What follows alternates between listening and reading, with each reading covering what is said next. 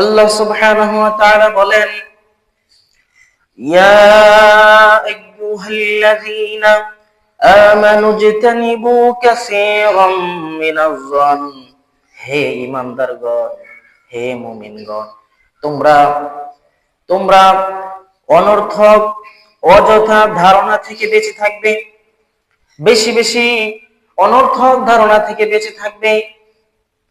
ইন্না বা'দাজ-যন্নি ইসম, অনেকগুলি ধারণা যেগুলি হচ্ছে গুনাহ, অনর্থক।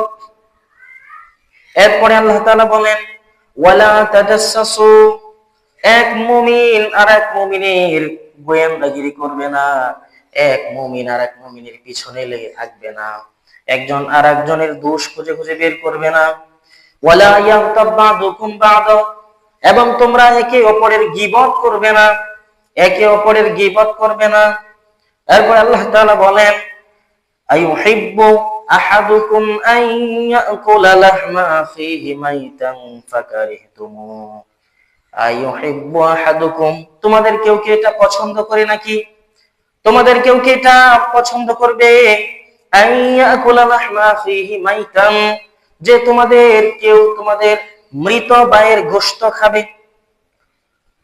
তোমাদের কেউ কি এটা পছন্দ করবে যে তোমাদের কোন মৃত ভাইয়ের গোশত সে খাবে?